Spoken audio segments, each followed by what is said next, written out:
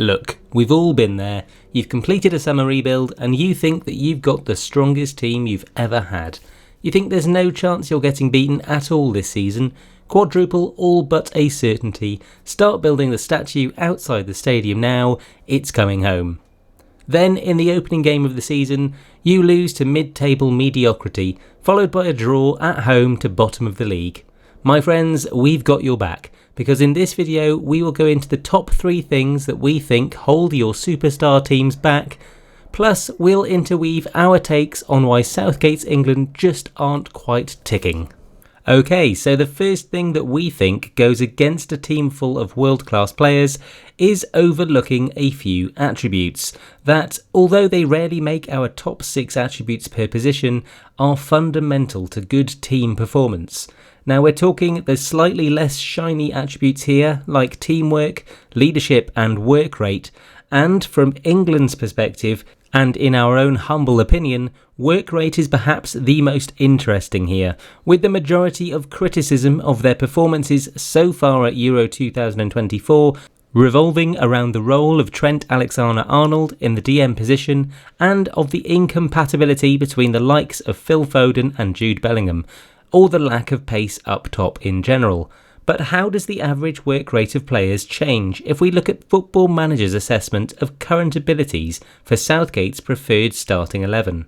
So this has been the side that Southgate has set out with in both matches so far, and these are FM24's read then on work rate for this 11, and as you can see it's not actually a bad team average really, 15.5 across all players, but that can be upped by nearly 6% with a few tweaks to personnel.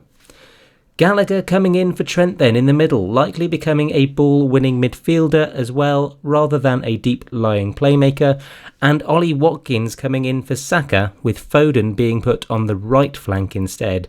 Now he's flourished for Man City this season, coming in off that right-hand side and pinging them in from the D, and this simple change could take the team's average for work rate up by 0.9. Now I know that Football Manager's assessment of player work rate isn't going to be the fairest reflection of who is or isn't putting in the effort in training and earning a place in the starting lineup for England. However, it is an important thing to remember when you're building your squad in FM not to overlook some of the fundamental attributes that impact how hard your team tries, and that tenacity you might be lacking is probably down to either of those 3 attributes we've just mentioned. Another thing that is a problem for superstar teams then, that we think we can explain using Football Manager, and that we feel is an enormous issue for England at the moment, is influence coverage. Now you'll all be familiar with this glance of the Tactics tab in FM24 by now, albeit I'm managing internationally here, so my tactical familiarity button is moved and instead that is represented over here for whatever reason, but these views here can often provide invaluable reads on what might not be working in your current approach. For one then, I think it's fair to say that Southgate's England have been culpable in their lack of attacking, but England have conceded the fewest XG of any team at Euro 2024 so far, so a control possession tactic might indeed be the safest way to kick off a campaign. But too many roles set to support will cost you in the big games, and it'll cost your team in Football Manager too, and especially so in FM24, which we think has the most attack-favoured meta of all FM games in recent history. But for our main point, and perhaps a lesser known feature in this tab, we're going to click on this analysis button here and talk about the areas where there are serious issues with England's influence in certain parts of the pitch. So if you click into each of these boxes then, you will get the game's assessment of what strengths or weaknesses you have with and without the ball.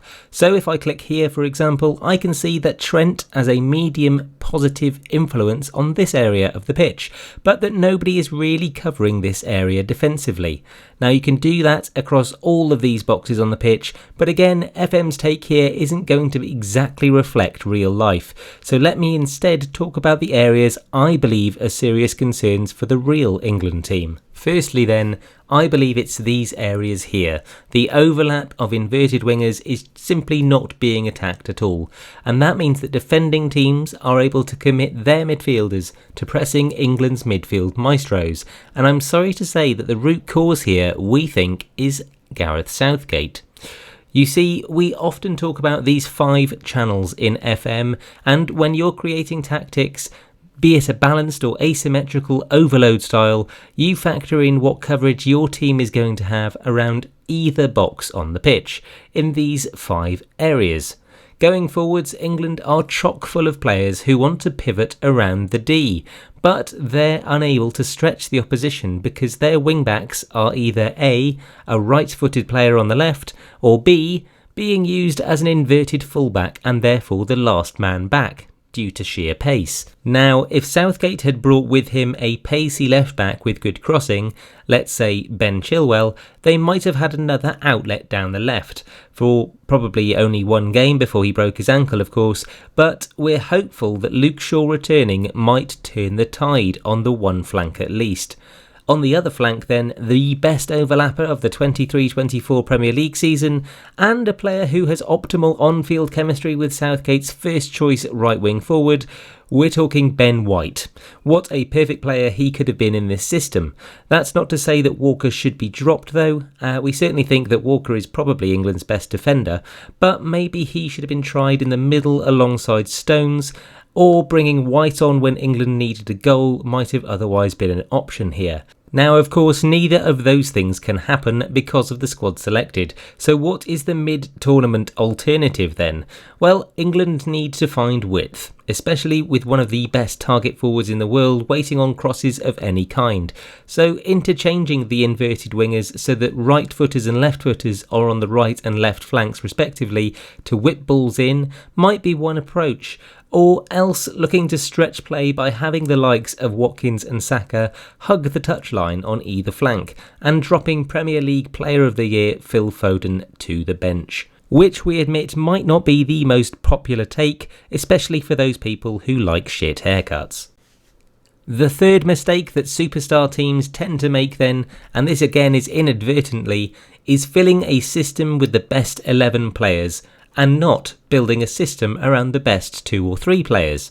Now, adjusting for this one in Football Manager is a lot easier said than done, because there's almost no telling when your club legend or academy wonder kids are going to turn around and ask to leave to join PSG. So it's always more comfortable to stack talent in every possible place when it comes to squad building. But hear me when I say England's biggest issue so far at Euro 2024 is their embarrassment of riches. We've already mentioned dropping the Premier League Player of the Year, but we haven't once mentioned bringing in the Premier League's Young Player of the Year, nor have we referenced the Champions League winning La Liga Player of the Year, or the Bundesliga top goal-scoring Player of the Year. It's frankly ridiculous how esteemed this England team actually are at club level, but every gift of a golden generation has the same curse. They can't play together. Look, outside looking in, the England team seem harmonious, even with King Joffrey somehow getting into the squad ahead of Jack Grealish. But something isn't quite right about the setup, and here's how we think it should be solved. So Gallagher in for Trent, we've already mentioned that one. Watkins then or Gordon on for Foden with a more natural left flank player, with Palmer and Foden locked and loaded to come on for Saka and Bellingham on the hour mark. Shaw in for Trippier as soon as he's available, and rearrange this formation a bit so that Gallagher is a BWM alongside Bellingham with Rice in behind.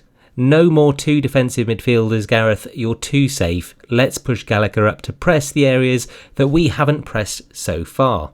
Bellingham then becomes a Metzala, moving to this area where Watkins stays a bit wider, and Walker simply has to push on, so is no longer the inverted fullback and is instead a wing-back. Suddenly then we have all 5 channels being attacked again. Kane is able to capitalise on anything that Gallagher may be able to do in pressuring the opposition higher up. There are more attacking roles, and dare I say, England could score a second goal instead of going defensive as soon as they go 1-0 up.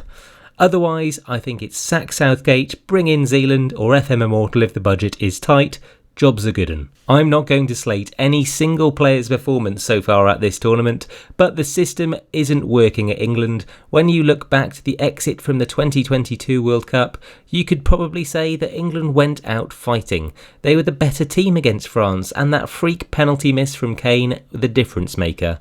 But when there's less total XG created than in every single Premier League match last year, in the opening game against a side that's got a lot of fight, but nowhere near the quality of England, there is a problem somewhere, right?